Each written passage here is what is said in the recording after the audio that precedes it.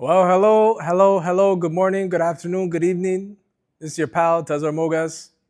Welcome to East Africa Showcase. I'm back. I'm back at it again with another video. And yeah, we're just going to get right into it because it's been a while since I've been on your screens and on YouTube. So let's get into it. Okay? I'm just going to make sure that everything is recording here. I think I'm getting better at the recording, actually. Now I know what to look for. So if anything, you get better by doing things, okay? Not through your imagination, but by actually doing them. So I just want to remind anybody, if in case you're new here, EAS. What does EAS stand for? It stands for East Africa Showcase. And I'm going to remind you of our stated purpose. You know, the purposes is always changing, but this is a good one I recently came up with. So we must get the useful information out there. There's so much information out there. So much. So much. There's an overwhelming amount of information, actually. Overwhelming. So it's become a situation where it's hard to know what to believe and who to believe. Okay? I don't know how many people are going to be watching this. It might be 14 viewers. But all I can tell you, if it's YouTube, is that it's actually accurate numbers. 14 views. That means unique devices that have watched your video. And of course, that means, are these 14 people good people? Are they not so good people? Are they honest people? Are they dishonest people? I have no idea. I have no idea who's watching this. But East Africa Showcase, the networking events, is to try to connect people to each other. Okay? In isolation, you cannot do anything. You cannot learn anything. There was a politician, U.S. politician is actually United States next year. 2026 is about to be the 250th anniversary of the United States. Abraham Lincoln, he had a lot of famous quotes. Abraham Lincoln. And he said, Honest Abe. He was called Honest Abe. And he said, I'm pretty sure this is what he said. Might not be the accurate wording, but with public sentiment, you can do anything. Without public sentiment and without people, individuals, believing in what you're doing, and of course, believing that what you're doing, the goods and services that you're providing to the marketplace are going to help them, you got nothing. You can do nothing, basically. So public sentiment is important. Public speaking is important, no matter what line of work you're in, whether you are working a day job, whether you are working in something that, you graduated in something and then you found your dream job, or at least you thought so in the beginning. You need public relations. Nobody is successful without public relations. And believe it or not, no matter what you do, you are not going to like everyone that you interact with. I ask you, if you're working a job, doesn't matter if you're working a minimum wage job or a maximum wage job. I haven't met anybody that claims that they're getting paid enough. I've heard many people say they need to get paid more, but I haven't heard anyone who says they want to be paid less. But despite that, whatever your wages are, you are going to have to deal with your consumer and deal with your coworkers. Your coworkers were there before you. You can say they contributed to the business, they contributed to the organization before you got there. And even if they got there after you got to get along with everybody. You're going to disagree. You're going to have, disputes with, even when you're living with someone. I got into a conversation yesterday, actually. I don't want to identify anyone in these videos. One thing about me, I'll never reveal your name. You can say whatever you want about Tezar Mogas. I'm okay with it. Otherwise, if I wasn't okay with it, I would never be doing these videos. But the conversation of you need a woman, you need to have a kid, you're getting older. Yeah, getting older, 30 years old, turning 31. How do you feel? 31 years old, oh my goodness. But here's the situation. My response is always the same. No matter who I'm speaking with, publicly or privately, it's going to be the same. I'd much rather take longer and understand what the situation is going to be and how it's going to improve my life, which is a selfish thing. It's a selfish thing. But when it comes to partners, when it comes to romance, she's also in the relationship to help her. It's improving her life. That's why she wants to be in the relationship. So, and then there's also, can you peacefully coexist under the same roof? You know, the economic situation, this is not about the economy, but the economic situation in Canada is really flatlining. I don't want to make it about like government policy, but the tariffs are having the strongest impact on Canada, even the threat of tariffs. You know, you'll see the political spin of, oh, we have USMCA.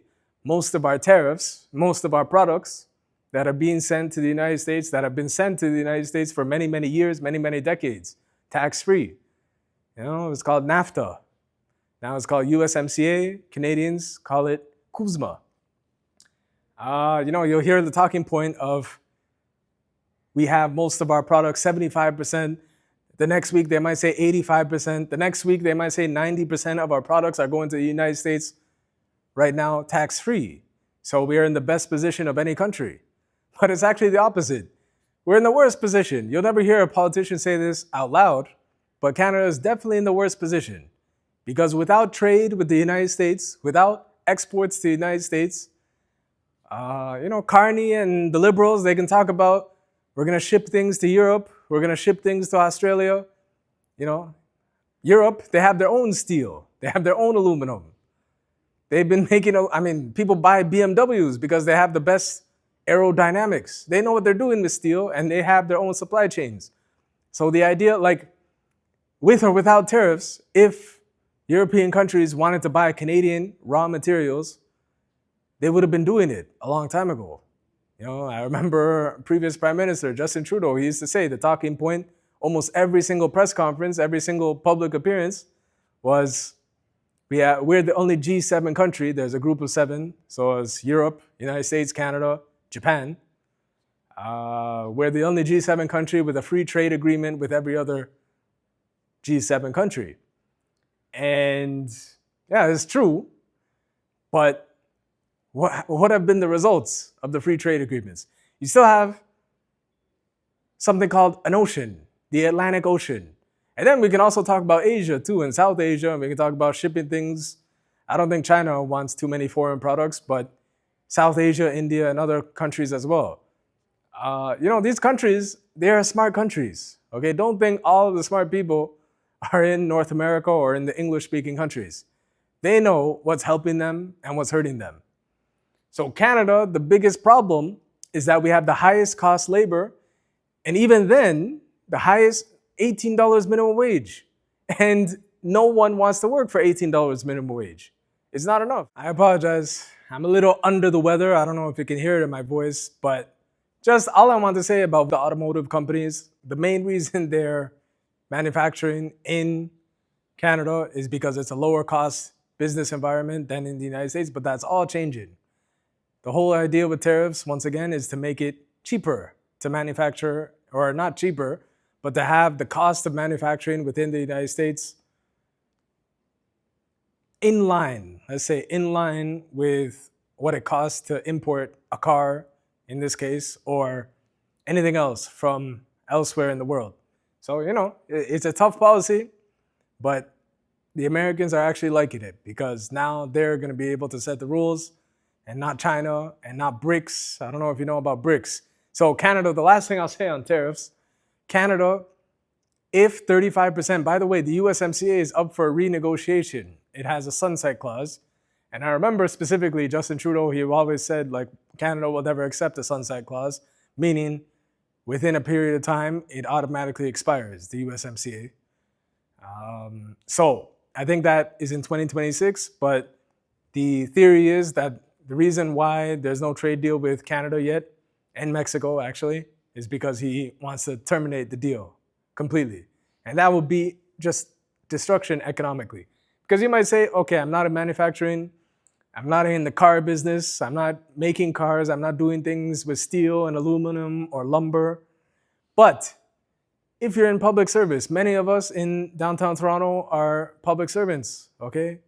We say we want to help the people, but we're only there if we're getting paid, okay? That's the reality. I work at a hospital, that's my day job, but unless you're getting substantial prevailing wages, would you be showing up on a day in, day out basis? My job is remote, but you still got to show up and you still got to do the work with the highest degree of integrity. I'm going to tell you about a bank scam. This is a recent scam. You know, I like to do in these videos, I like to talk to you about scams because the only people that email me are people that want to scam me. The good thing is I have experience with scams. I've received many, many phishing emails. And then there's also smishing. Do you know what smishing is? S-M-I-S-H, smishing. So SMS is text message. And this one is email.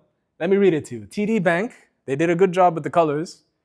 Dear customer, we would like to inform you of a recent debit from your TD account. Amount is $550.15. Merchant is Amazon.com. Date, June 28, 2025. Oh, that's the same day that I did my picnic. So I think this scammer was watching my videos. I don't know, maybe not. Ending account, no numbers. They gave me a bunch of dots. If you do not recognize this transaction, and they don't complete the sentence. So is this a real transaction? Is this a real receipt? And then of course there's a link at the bottom and I'm supposed to click this link and follow up. But this is a scam. This is a scam. And I just want to inform you because clicking on one link, even if you don't give them any information, these people are very sophisticated people, okay? You're only a criminal if you get caught. If you get caught. And with the internet, with cybersecurity and cyber crime, you're only criminal if you get caught. And many of the criminals are outside of the country, outside of Canada. So Canadian law enforcement actually has no jurisdiction over whoever sent me this email. I'm pretty sure it's from overseas, but just be careful with that. So that is a long intro, but I have this room for an hour. It's now 8:33 actually. I'm recording this August 11. The good thing about business, what I've learned is that, you learn who your friends are, but business and doing your own firm, your own organization, you want to help people, and that's how businesses succeed.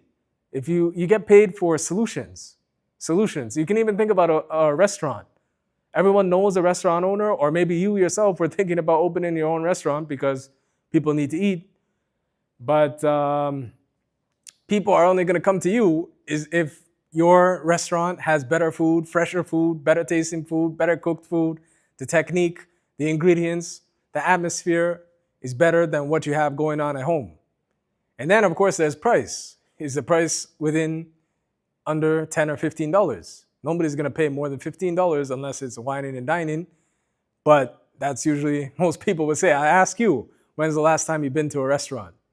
So, on that positive note, I don't want to talk too much about business. But, what I was going to say, the best thing about business is that it gets you, it normalizes rejection and texting people, not getting a response. It used to bother me at the beginning, okay, full disclosure.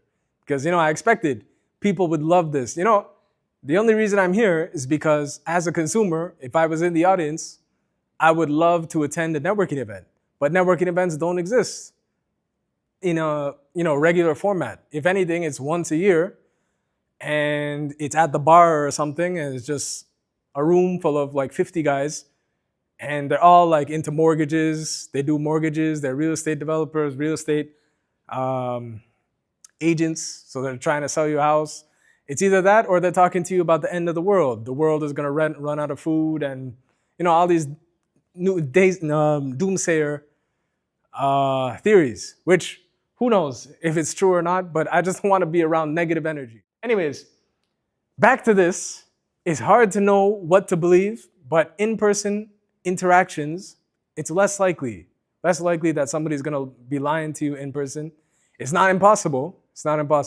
Sometimes your own family members can mislead you, but it's hard to know what to believe. So the idea with networking events is to try to bridge the gap and try to inform people, informative entertainment about topics that matter. Okay?